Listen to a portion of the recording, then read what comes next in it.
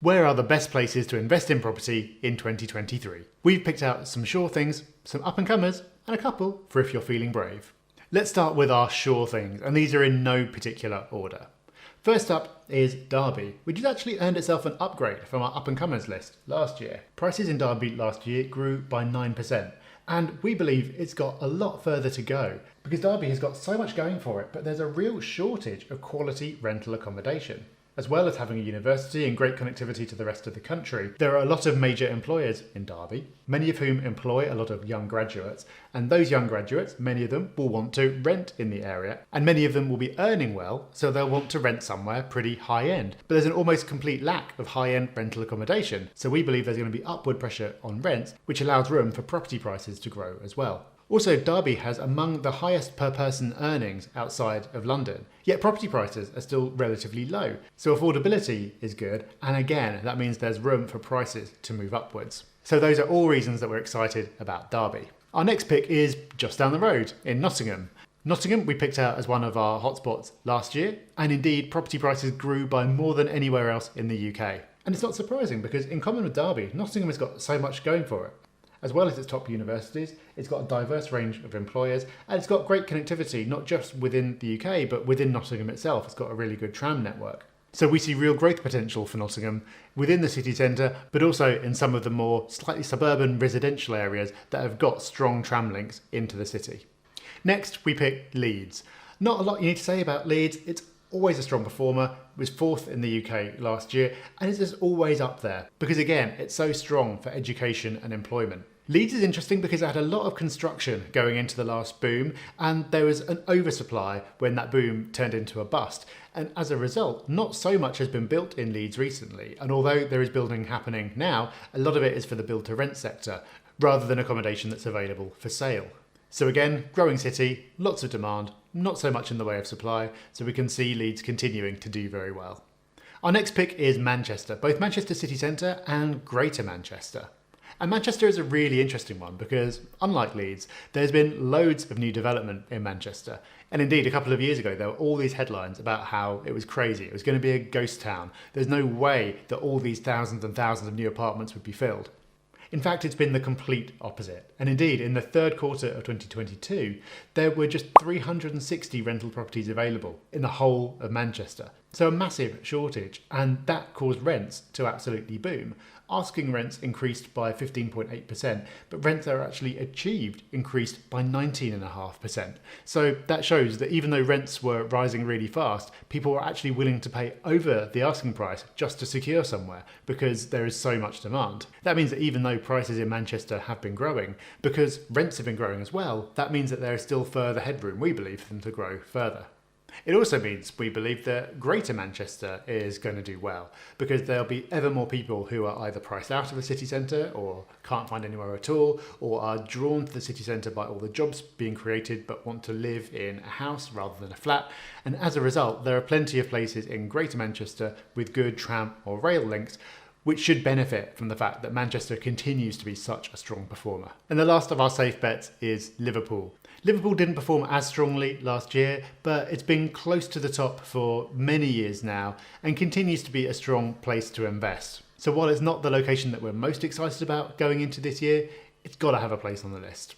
Let's move on to our up-and-comers, and the first on our list is Newcastle, which has actually earned itself an upgrade. It was on our For the Brave list last year, but we no longer believe you have to be so brave to get into Newcastle because there are some signs that it's starting to line up as a really promising investment opportunity. The drawback to Newcastle has always been that even though property prices are low, rents have also been very low. And that means that you're not really being compensated enough in terms of yield by taking a bit of a risk and going for somewhere where the growth maybe isn't going to come until a bit later. That is starting to change though. The average monthly rent in Newcastle is now nearly £1,000 per month, so that's below the UK average, but only just. And that's apparently been driven by tenant competition, which is 79% higher than it was a year ago. Another very promising sign is that the first build to rent development has been announced in Newcastle. So the major investor L&G has announced that it's going to be investing 60 million into 2 residential towers that's going to provide over 300 apartments in the centre of Newcastle. So they are a big institutional investor. They do a lot of analysis and research, and they like to price at a premium. They like to push rents and go for the high end. So the fact that they're moving in seems to suggest that they think that there's the potential there for rents to go higher and be pushed upwards. And there's going to be enough demand in Newcastle to absorb this extra supply at the higher end, which suggests that it feels positive about Newcastle on the whole. So I see that as a good sign for individual investors who may want to follow in their footsteps. And that's why we are going to be actively targeting Newcastle for the first time in terms of trying to find stock for our clients. Our next up-and-comer is Belfast. Belfast also performed strongly last year, and it appears to have a really long way to go. It's verging on being a safe bet at this point, I would say, because there seems to be so much upside potential. It's really interesting if you go and look at the home track list. It, along with Aberdeen, are the only places that are still below their previous peak.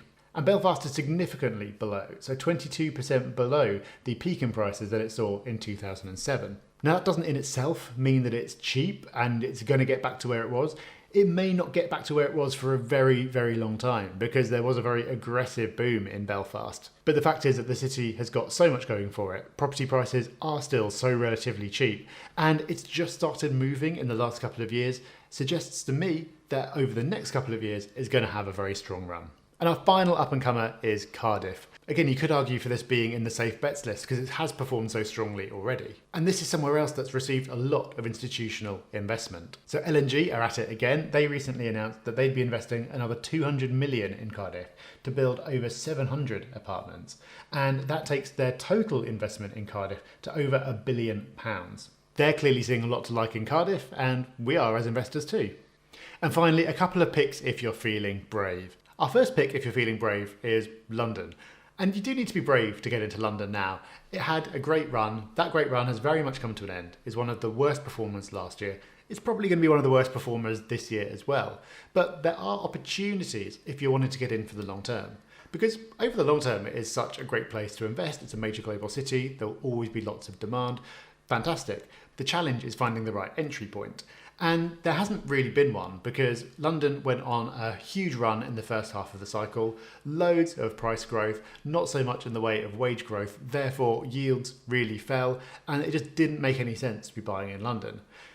London is still very vulnerable, so with rising interest rates, I wouldn't be at all surprised if prices fell in London over the year. But because there will be a lot of people looking to get out because their investments just don't make sense anymore, that does create the opportunity to get in at a good price for a long-term hold. You've also got rents which are increasing really fast. So I would only be going for London if I was going to be in it for the long term and if I managed to identify a particular bargain. But if those are in place and you're feeling a bit brave, then London could be worth a look. Another one for the brave is Glasgow, which at first makes no sense in this category. Glasgow has come on such a long way in recent years. It's now a major city with great employment, yet property prices are still cheap, rents are strong. It appears to have everything going for it. So why would you need to feel brave to be getting into Glasgow? Well, it's because of the political environment. So just recently, the Scottish Government announced that the rate of the Scottish equivalent of stamp duty that investors need to pay is going to go up. So investors already need to pay more than owner-occupiers, just like in England and Wales, but the amount is now going up even more. It's another signal that despite the fact that there's a massive shortage of rental property in Scotland and rents are going up really fast, the government just does not like property investors. So I'd say you do have to be brave to go and build a business in a location where there is such a strong dislike of investors. And it's not the kind of business where you can just pick it up and move it somewhere else. You're pretty anchored. But in Glasgow, you could make the argument that the investment case is strong enough that that's a risk you're willing to take. Even if you're not going to be investing in Glasgow or anywhere in Scotland, it's still well worth knowing about the measures that the Scottish Government have brought in over the last year or so, which includes a rent freeze and eviction ban. And these are worth knowing about because we've seen it before. When a policy is brought in Scotland, it often gets picked up by politicians elsewhere in the UK. So watch this video next, where we run through what these measures are, the effect that they've already had in Scotland, and the argument that we see for how they could be coming the way of investors elsewhere in the UK.